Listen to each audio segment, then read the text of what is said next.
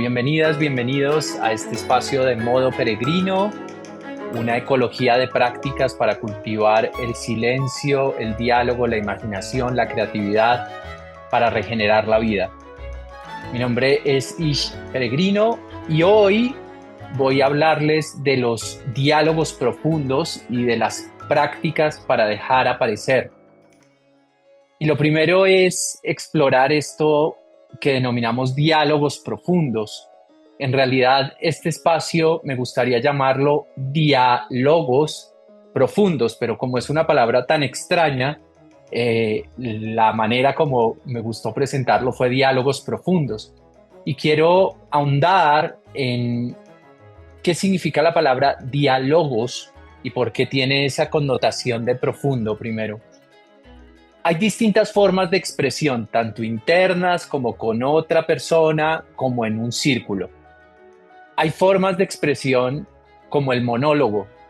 Todas y todos hemos tenido esas oportunidades donde vamos a escuchar a alguien. En este momento ustedes tienen la bondad de escucharme y se trata de un monólogo. La actitud que uno toma en un monólogo es la de receptividad o la de manifestación. Y hay muchos cursos para hablar en público, para tener una retórica poderosa, historias en la humanidad de personas que han eh, generado capacidades para manifestar. Pero el monólogo tiene una característica y es que es mono, es decir, hay un solo tono en la conversación. Y en nuestros diálogos internos a veces tenemos rumias que a veces no nos dejan dormir. Con otras personas a veces nos sentamos a escuchar anécdotas que duran eternidades o puntos de vista que puede que nos interesen, pero son solo información que nos llena. Hay otro nivel de conversación o de encuentro a través de la palabra que es el debate.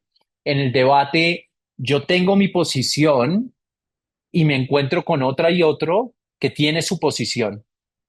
Ese debate puede tener ciertas características. Los debates que nos presentan como tal en la televisión, muchas veces pisándonos unos con los otros, a veces en situaciones de conflictividad.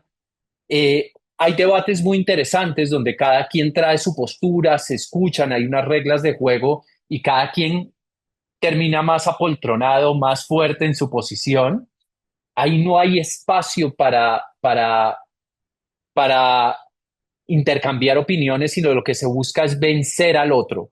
Hay vencedores y vencidos.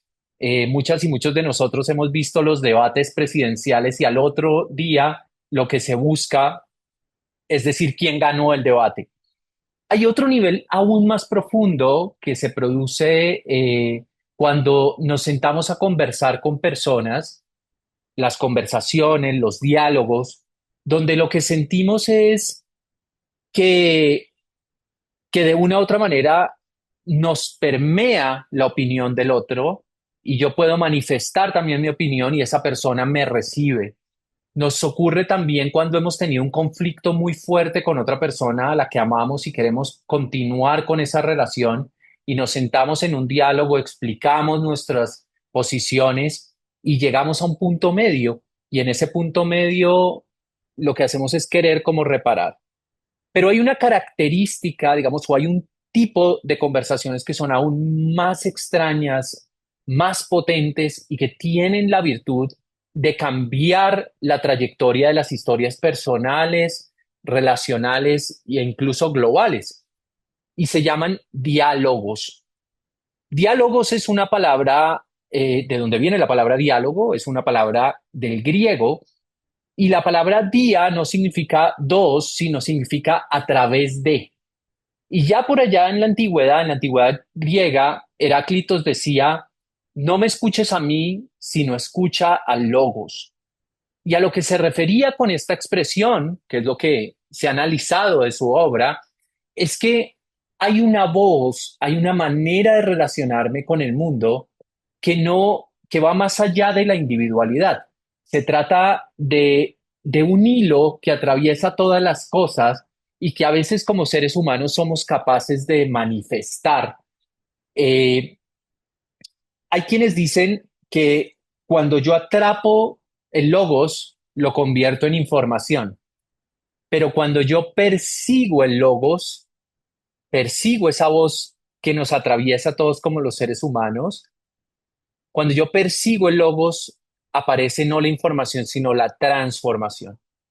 Y muchas de ustedes y muchos de ustedes han tenido conversaciones con ustedes mismas y ustedes mismos, con otras personas o en círculos que son capaces no solamente de aumentar la vitalidad, de suspender el tiempo, de traer la mayor vulnerabilidad y honestidad, sino que han salido transformadas, han salido con una mayor amplitud de comprensión de la realidad, pero también han salido sintiéndose parte de algo mayor. Este diálogos es muy interesante porque no es algo que ustedes puedan imponer o que podamos imponer en otros. Hay prácticas que vamos a explorar de escucha, hay prácticas de presencia, hay prácticas de observación que podemos llevar a cabo y ese entrenamiento es una preparación para entrar en conversaciones, entrar en diálogos, pero el diálogos es algo que yo no puedo manipular. Hay una metáfora que a mí me gusta mucho y es, todas y todas más o menos tenemos una idea de lo que significa ser un buen amigo, pero cuando uno entra en una relación con una persona, yo no puedo obligar a esa persona a que sea mi amiga o mi amigo. La amistad es un proceso emergente, es decir, es un encuentro de ríos, es un encuentro de energías, es un encuentro de potencialidades que se va manifestando a medida que lo vamos alimentando. Otra metáfora de entre la conversación o esta preparación para entrar a diálogos profundos y el diálogos es la metáfora del jardín. Yo puedo preparar el suelo, yo puedo plantar las semillas, yo puedo podar, yo puedo poner agüita, yo puedo ir moviendo plantas, pero la belleza y la expresión del jardín es algo que yo no puedo controlar. De hecho, lo que admiramos del jardín es precisamente ese misterio que va emergiendo. Pero sí es posible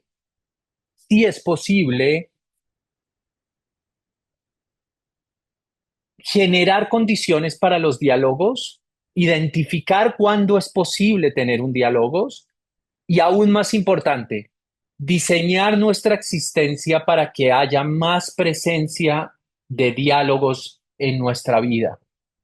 Y aquí quiero traer un concepto de un poeta que admiro profundamente. Muchas de ustedes y muchos de ustedes me han oído citarlo en distintos espacios, que es el poeta David White.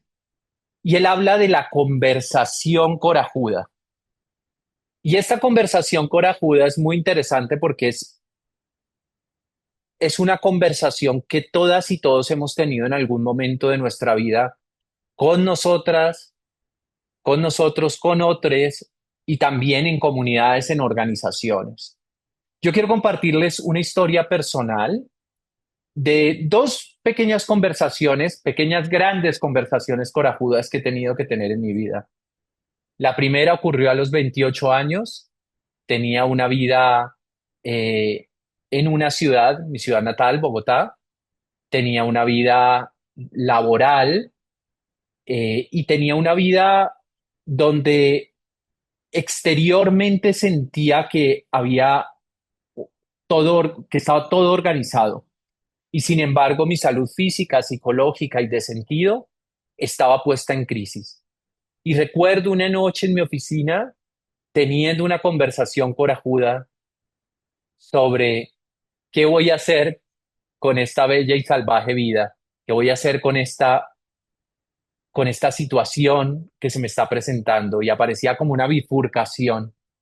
Y esa fue una conversación corajuda que me senté a tener. Muchas de las conversaciones corajudas, como algunos de ustedes lo han dicho, están atravesadas por la vulnerabilidad, pero también por el coraje, por eso se llama una conversación corajuda. Y las lágrimas, la sinceridad y la vulnerabilidad de decir no sé la respuesta, permitieron un proceso de transformación.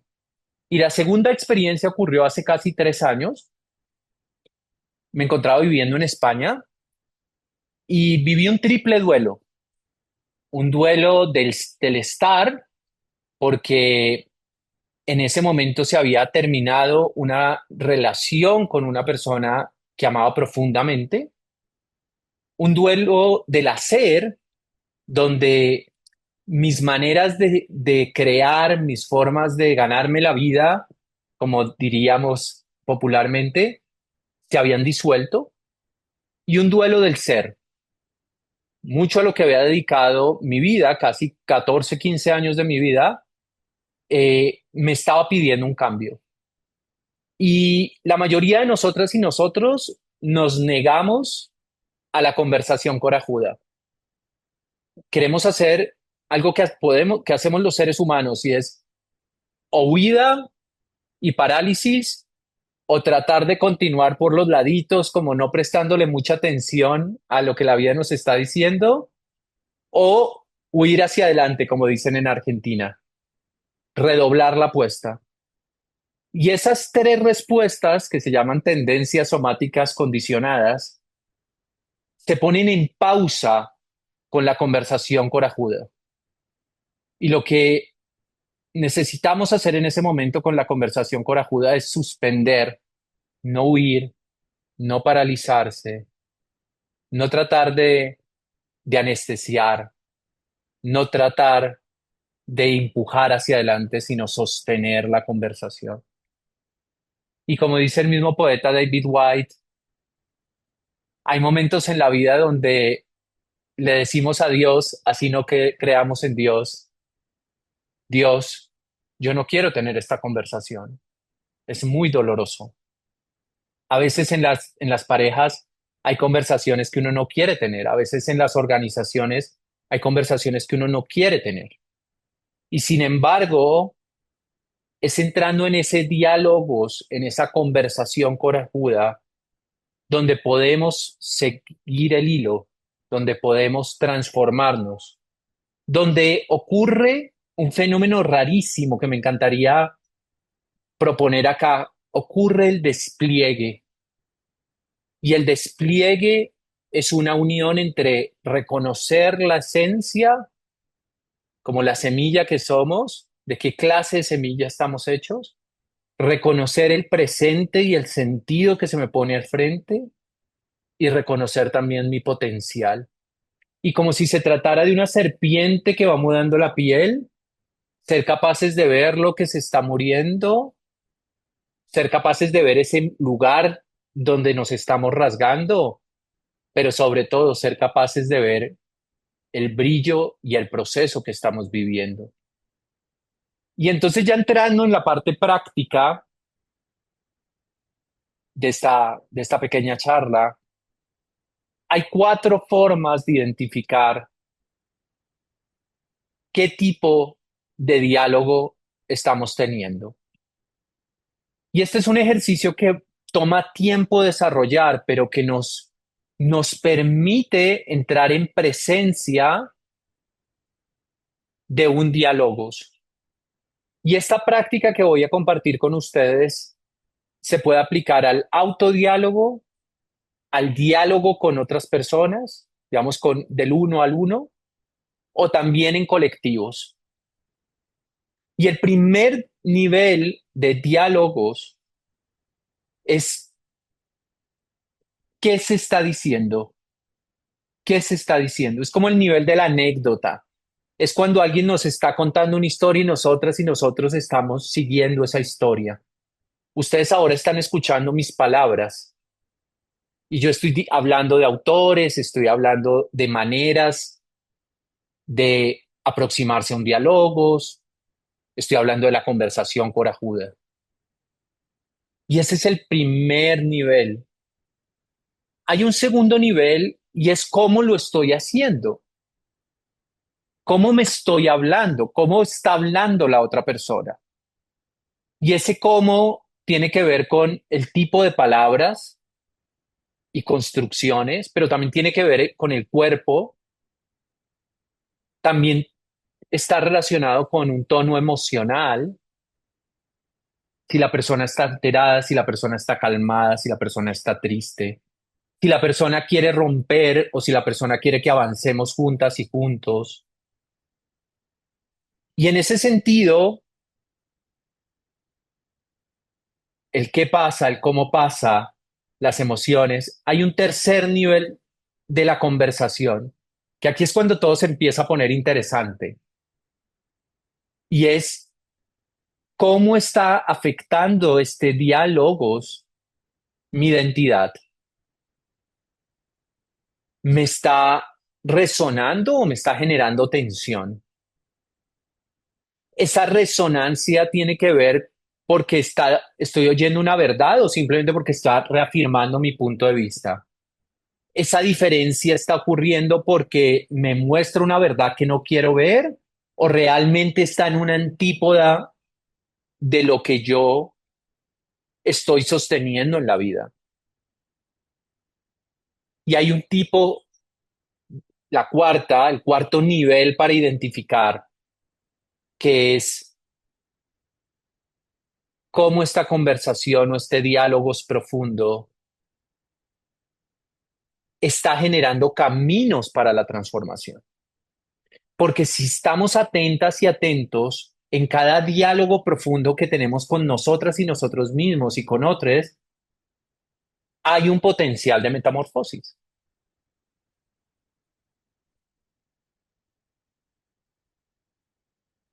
Repito lo que acabo de decir muy brevemente. En cada conversación corajuda con nosotras y con otros, se mueven siempre cuatro niveles de diálogo. ¿Qué se dice o la anécdota? ¿Cómo se dice? ¿Cómo me afecta mi identidad? Y el potencial de transformación. Una segunda práctica. Hay un físico muy interesante que se llamó David Bohm, que fue un físico que abarcó distintas formas de conocer el mundo, desde la física, la espiritualidad, la química hasta llegó allí, los fenómenos sociológicos. Y él habló de un fenómeno del que vamos a hablar ahorita, y es el de cómo cuando nos unimos con otras y otros, aparece un campo donde es posible que emerjan cosas distintas a lo inicial. Esto nos pasa a nosotros y a nosotras cuando nos vamos a dormir, cuando vamos a una caminata en la naturaleza, cuando hacemos silencio, y es que surgen ideas nuevas. La conciencia de cosas nuevas, la imaginación, son fenómenos emergentes. No siempre están allí. No es que haya una biblioteca donde esté todo en nosotros, sino que la interacción de distintas informaciones y de nuestra relación con el mundo genera cosas distintas y cosas nuevas. Y lo mismo pasa cuando tenemos un diálogo o cuando nos unimos con otras y otros. Y David Bond hablaba de tres capacidades que necesitamos cultivar si queremos tener diálogos profundos. La primera es la suspensión. La suspensión está en la base de cualquier fenómeno creativo. De una práctica meditativa, lo que hacemos es suspender. Si yo quiero pensar diferente, tengo que suspender. ¿Qué suspendemos en un diálogo? Tratamos de suspender los prejuicios porque los prejuicios no nos permiten entrar a encontrarnos con otros. Suspendemos opiniones. En ocasiones, si estuviéramos en un debate, las opiniones entran primero, pero en un diálogo yo necesito hacer una suspensión. No quiere decir que yo las elimine o que no las piense, pero para recibir a la otra y al otro necesito una suspensión. Y por último, los juicios. Entonces, la suspensión es el primer paso. El segundo paso es la participación honesta, la participación transparente. Hay quienes dicen, como necesito una vulnerabilidad en un espacio de confianza, pero en esa participación también necesito reciprocidad. Mi recomendación es no entrar en diálogos cuando no hay espacios de confianza, cuando no se ha construido la confianza, porque como algunos de ustedes lo han dicho, cuando uno tiene un diálogo profundo, hay una sensación de vergüenza, es como que me pongo la piel de adentro hacia afuera para dejarme ver y espero que el otro no solamente me vea, sino también se deje ver, un espacio de mucho cuidado. Y tercero, estar muy conectado con cómo participa la otra y el otro. No sé si les ha pasado que a veces estamos escuchando a la otra y el otro y ya mismo queremos o responder o darle soluciones o darle ya mi visión del mundo. Es decir, la necesidad de crear un contenedor de nosotras y nosotros mismos para poder recibir al otro y a la otra. Y aquí la escucha es súper importante. Entonces, resumiendo, para ya entrar en la parte de práctica, que les invito a quienes van a ver este video después a unirse a los espacios de modo peregrino, que es cuando hacemos la práctica, eso no queda allí grabado, pero les voy a anunciar a las personas que van a ver esto después, que vamos a hacer 3 espacios de práctica, un momento de autodiálogo para identificar cómo me hablo, qué necesito, cómo me gustaría hablarme, ¿y qué conversación corajuda necesitaría tener en este momento? ¿Sobre qué tema necesitaría sentarme, ir a la naturaleza, escribir, pintar, hacer arcilla para sostener esta conversación corajuda?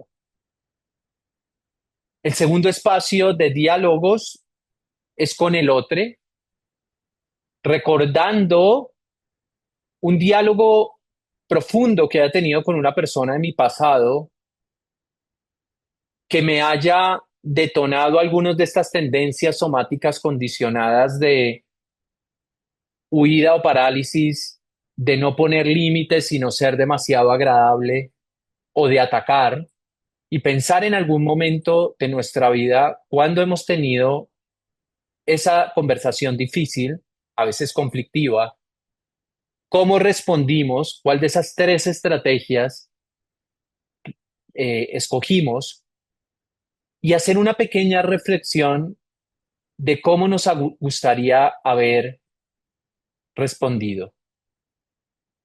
Porque dándonos cuenta de esa tendencia somática condicionada que pertenece a nuestro sistema límbico, que pertenece a nuestra reactividad natural, dándonos cuenta de eso y proponiendo una forma diferente de entrar al diálogos, nos puede preparar, por lo menos cognitivamente, para futuras conversaciones.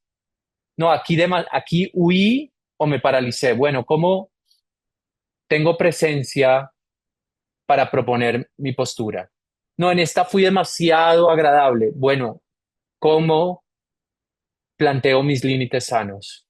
Bueno, en esta me lancé como una fiera. Bueno, ¿cómo aprieto la rienda y puedo ser más contenedor? Ser ese espacio donde se observa todo el drama, dirían las personas de la India. Y por último, lo que vamos a procurar hacer en estos momentos de práctica a los que vamos a entrar es un círculo para explorar algo mágico que es el We Space, ese espacio de nosotras y nosotros, donde podemos ir poco a poco compartiendo sentidos y comprensiones, donde hay causas sutiles y revelaciones. Los círculos tienen una cosa maravillosa y es que se puede compartir silencio, palabra, canto, rito, arte y, y parten de algo que es muy difícil de encontrar hoy, que es la velocidad de la confianza. Los círculos nos permiten corregularnos, regular el impacto, regular mi escucha, regular mi participación, pero también co-crear, que me revelen algo nuevo. Y, y aparte de esos 3 tipos de diálogo, del autodiálogo, del diálogo con otros, de los círculos, hay una última que será como el regalo de la vida, que es la posibilidad de empezar a tener diálogos con lo más allá del humano, con la naturaleza, con el cielo, con las montañas, pero también con el misterio. Y eso es lo que trae la práctica de la contemplación. Me hicieron un regalo hace poco el profesor John Vervaeke, a quien tuve el privilegio de conocer, es uno de los expertos mundiales en temas de diálogos y de prácticas contemplativas. Y él decía que la palabra contemplatio tiene en su base la palabra templum, templo, pero también tiene la base en la palabra teoría, teoría. Y alguna de ustedes dijo algo muy bello, dijo que el diálogos o los diálogos profundos iban un poco más allá de la razón, suspendían el tiempo. Y en esa suspensión del tiempo aparecía un sentido de presencia y de vitalidad, de estado de flow, que generaba mucha vitalidad y mucha revelación. Pues la palabra teoría, originalmente de donde viene teoría, significaba una comprensión amplia de la realidad. Y el regalo que me hizo el profesor Verbeiki es que me dijo que la palabra teoría originalmente significaba peregrinaje. Y por eso el título de este espacio y del proyecto Modo Peregrino, porque cada conversación, cada encuentro con nosotras, con otros, en círculo, con la naturaleza, con el misterio, es una posibilidad de peregrinar, de viajar hacia la transformación y empezar a ser más y más testigos de que estamos cambiando constantemente, de que estamos dejando ir y dejando venir como si se tratara del océano. Es en esa conciencia del hilo conductor propia del diálogos donde es posible experimentar el interser, esa red en la que todas y todos estamos conectados. Así que bueno, hasta aquí este espacio de reflexión de modo peregrino.